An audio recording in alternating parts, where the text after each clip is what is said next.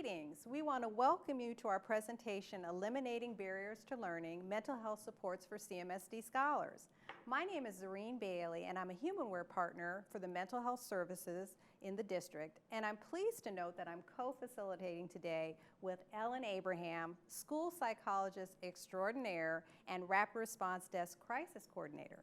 We're hoping at the end of this presentation, we will have provided you with an overview of current services available at the district for students' mental health. But before we get started with learning about the current services, I think we need to take a little bit of a history lesson, and Ellen is going to take us through it. Ellen? Thanks, Erin. Let's get started by putting mental health services into context. After this presentation, if you tell someone you heard a presentation today about mental health services, they might say to you, you know, I think that school should be about reading, writing, and math, and that's about it. There are other places for other services. But there's been a great deal of research done that tells us that that social emotional supports and mental health services are critical to student achievement. If students are burdened by social emotional issues, they might not get along with their classmates or their teacher, they have low energy, they might not be able to focus. So in fact, mental health services, social emotional supports in schools are all about student achievement. In addition to that, in 2002, President Bush implemented the New Freedom Commission, and the New Freedom Commission was to study mental health in America. And of course, it took a look at children's mental health. And what it found is we need to do much, much better. And it highlighted that schools were the place that school-based mental health services should be. They said schools were the best place to assess students and to deliver services and also make those referrals. In addition, after the commission was created, a lot of hubbub started. Universities got into it, and grant monies were available. And I think in Cleveland schools, we reaped a big grant at about that time, brought in a lot of social workers into the district with a lot of different programs. But there were 2 centers developed in the country, and they are still our leading centers today, one in California and one in Maryland. But I did want to highlight that we have a smaller one here at Miami of Ohio, and they are a school-based resource center, and I would encourage people to take a look at their website. They have a lot of resources that I think our staff would find helpful. That's wonderful, Ellen. Well, thank you for that history lesson. And so now we're going to kind of talk a little bit about our goals with you today. We have 3 different presentation goals that we're hoping to accomplish. First, we're going to talk about CMSD services and supports, and that's our internal services that we have. And then we're going to segue over to partnership services, and this has to do with our external community partners that are supporting the services that we have internally. And finally, we're going to discuss how to access these supports for our students and families. And I'm going to now turn it over to Ellen, and she's going to highlight some of our internal CMSD services and supports. Ellen? Thanks. All adults in our schools who interface with children serve in some way as emotional supports. However, there are 3 key positions that all school systems have that have clearly defined social, emotional, and mental health components right within their job description. School counselors and school psychologists have been part of schools since the 1920s, and school nurses even earlier, since about the 1900s. So when we think of these 3 different professions, you know, what do we think about? We've all been to school, and we've all maybe been to see the school nurse.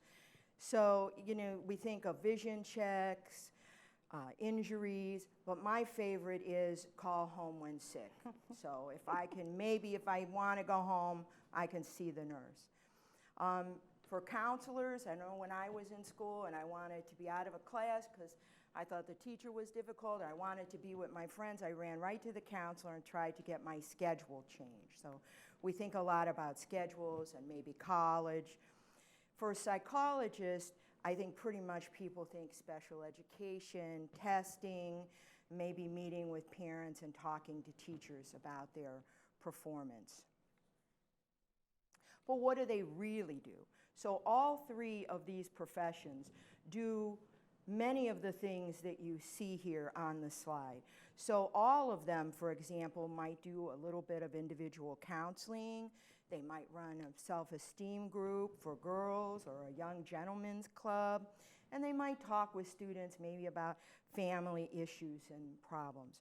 But specifically, the nurse might be well positioned to talk about hygiene or nutrition, while the counselor might help with credit recovery and careers. And the psychologist might be working with a teacher or a student on behavior, maybe impulsivity in the classroom. But also, these three people in our district are first responders for our crisis situations. So we would encourage everyone to look to these three core individuals as key supports in the building for these services. Well, Ellen highlighted our first responders in our district, and these are people that in their job description really have some responsibility to serve as a mental health support. But on this slide, we like to call it some unusual suspects. Many of you in our district may not know that you can play a key role in being a liaison between our students and mental health supports. And we've listed quite a few potential mechanisms to refer a scholar into mental health supports. I'm going to highlight two for this presentation. One is our Project ACT program. And Project ACT is the organization in the district that really focuses on supporting our homeless students. They do everything necessary to ensure that they are secure, safe, and ready to learn. And they're a perfect mechanism to ensure that our students' mental health needs are addressed. And then also our CTAG program, or Closing the Achievement Gap. They focus primarily on high school populations, but they serve as mentors, counselors, and they're kind of a liaison between the staff and the students. What's wonderful about CTAG is they use youth development principles to support the scholars, and so they really serve in that mentor role. So if you're listed on this slide, you may not think of yourself as a superhero for mental health, but you can be. And so we want you to think about your job a little bit differently post-presentation. So I'm going to actually pivot a little bit. We've talked a lot about our own internal assets, but let's talk a little bit about some of our external partners that really support our mental health system. We have 5 designated mental health agencies that work in the district. Those are Applewood, Beechbrook, Belfair, Murtis Taylor, and Ohio Guidestone. And similar to the history lesson that Ellen gave us, they have been partners with our school district for over 20 years. All of these agencies have a school roster which covers the entire district. So you may have one agency that is responsible for up to 20 schools, but their responsibility is to support the mental health needs of those schools. One of the things that I want you to be apprised of is these are community partners. They're not paid from the district for the services that they offer, and so they work with us to support the mental health needs that, and services that we already have here in the district. So I'm going to segue a little bit over to what types of services these agencies provide. Well, the primary service that the agencies provide is one-to-one treatment, assessment, and services. And so traditionally, this looked like in-person treatment and assessment, but we know in our new environment that's not possible. And so they have pivoted to support students' mental health needs through telecounseling and telehealth. One of the things that I want you to be aware of is that these services are paid through Medicaid. So they are billed by Medicaid and then they're reimbursed. So there are some eligibility guidelines that go into a student being treated by our school-based mental health agencies. In addition, they can also provide support in small groups as well as some professional development for staff, but the funding for these services are through consultation dollars through our local Alcohol, Drug, and Mental Health Services Board, and so those are limited in scope. So a lot of times schools are wondering what kind of services our agencies can offer. These are the basic premise of what they can offer. If you're unsure about what service is best suited for the need of your student and family, You can always respond to our first responders. You can inquire of them, our school nurses, school counselors, as well as school psychologists. And you can also go to your school's SST team, student support team, and they may have some recommendations in terms of how to get support for your students. One other thing that I wanted to share in terms of the services that agencies provide. There are two different staff that are employed by agencies to support our schools. The first are licensed school therapists, and the second are therapeutic-based behavioral workers. The licensed school therapists can do the treatment and the assessment. They can do treatment plans with schools, and they can also call families for consultation. In terms of the therapeutic behavioral service worker, they serve as a support to our school-based licensed therapists, and so they can do case management, they can do skill development, they can monitor symptoms, but they cannot do treatment and assessment. So I wanted to make sure that schools know that there are actually two different types of staff that are also employed by the agencies. So there's no misunderstanding.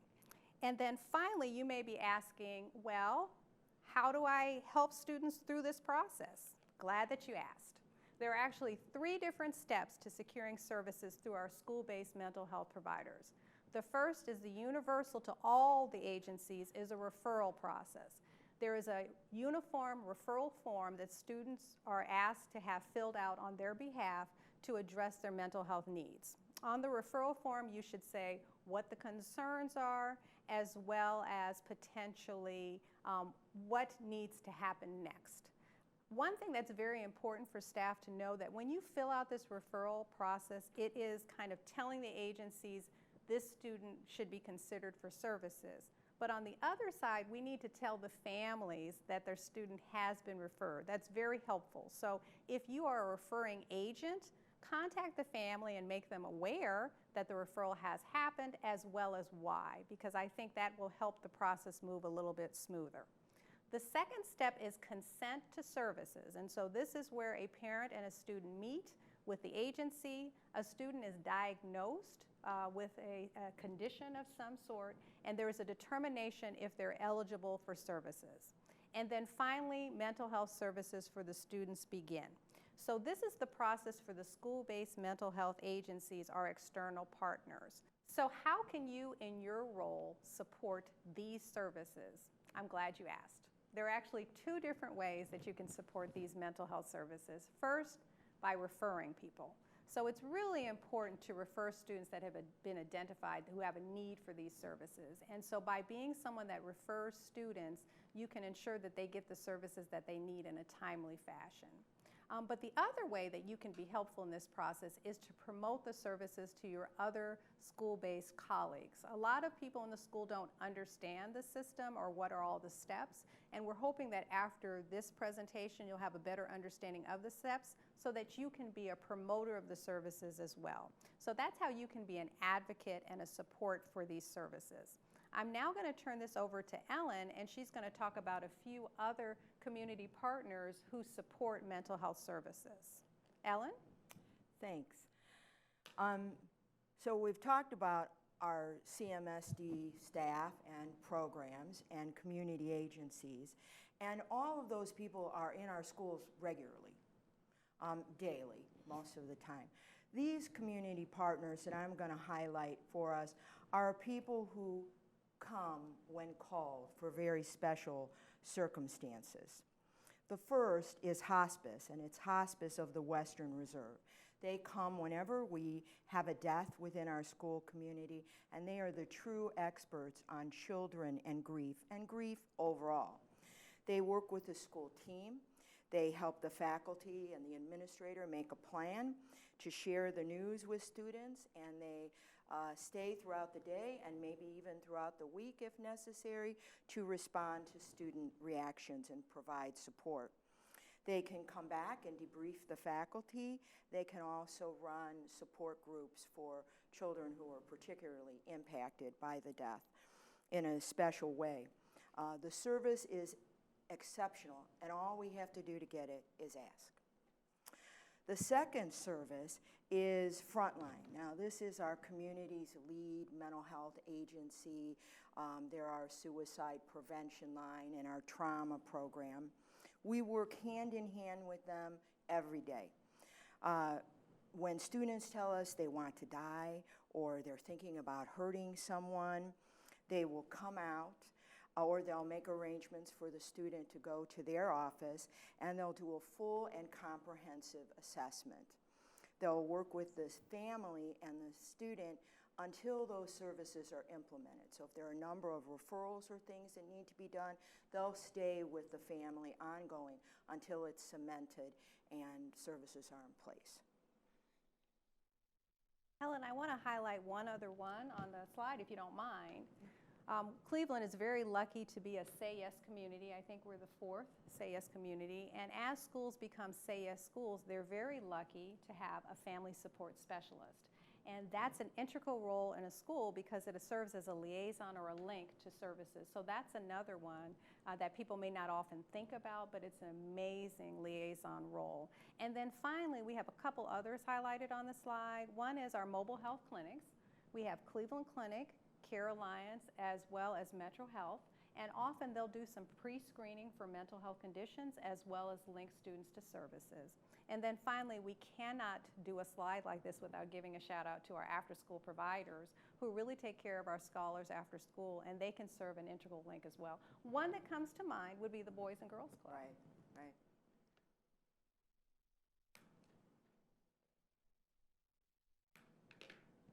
So earlier, we mentioned rapid response. And while we have a whole presentation on rapid response, we thought it was critical to mention it and to just highlight a few things about it. So the Rapid Response Desk was at one time called the Crisis Desk. It's been in existence for over a quarter of a century. And the main thrust of the service is to respond quickly and with expertise to crisis situations in the district. Now, anyone in the district can identify a crisis and a student comes forward. But the first thing that should be done is the administrator should be notified. It's the administrator who calls the desk and begins the process of help. So if we go to, the next slide here, what are we talking about when we're talking about crisis? Well, the slide highlights pretty much the major ones: suicide, violence, anxiety, hallucinations. Recently, we've added the out-of-control child. We'll get some calls about that. And while these are our main examples, we handle a whole myriad of other things. We've handled missing students, students with some deportation issues, some court issues. Well, pretty much those of us who work the desk say, when in doubt, just go ahead and give us a call. That's what we're there for, and we'll be happy to consult. So after the call is made, then the situation is discussed. One of our first responders typically will go out to the building, but they might be at the building already because our first responders are, again, those core mental health folks who work in the schools, our nurses, counselors, and psychologists. They'll work with the administrator to resolve the situation. A couple points that folks should remember. First, when a crisis situation is divulged to someone, either the student themselves or sometimes a friend comes forward, at that time, that student should not be left alone and should always remain in the company of an adult. The second is that our district crisis procedures should initially be handled by district first responders. The only time that this wouldn't hold true is when a student has an open, ongoing case with one of our school-based mental health providers. In that case, they're asked to handle the crisis, and they should know the situation a little bit better and maybe know the family better than we do. So it's great that they're there to respond to their students that they're seeing. Crisis Desk is actually available 24/7. During school hours, crisis coordinators answer the phones, and after hours, the phones are transferred to safety and security, and all anybody has to do is say, I need to talk with someone from Rapid Response, and they'll find us, and we'll give the person a call back. what's important is a lot of times on the weekends is when we see student deaths. And we want to be called over the weekend because if we can talk about the situation, understand the scope, that guarantees that on Monday morning, if services are needed at that school, they can pretty well be in place. If you wait till Monday morning to call us, could be 10, 11, noon before we can have a team out there and supports. And the sooner, I talked about hospice coming out. Now they, in my 15 years of work in crisis or longer, they always come. But we can stretch their resources. So if we call them over the weekend, they're prepared for Monday morning. A good point. Well, Ellen and I want to thank you so much for participating in our presentation today. We hope that we were able to provide you a one-on-one as it relates to mental health services and the continuum of services that we have available in our district. But if you have other questions or you just want to reach out, we have provided our contact information. If you have questions about the mental health services, which are primarily our school-based mental health agencies, you can contact me. I'm Zareen Bailey, and I have listed my CMSD email for your reference. And then, of course, if you have questions about rapid response or crisis intervention, please connect with Ellen Abraham, and her CMSD email is there as well. We, again, are so grateful for this opportunity to share this information. But one thing I want to leave you with is remember that all of us as caring adults in the district can be a support to our students as it relates to connecting them to their mental health. Thank you.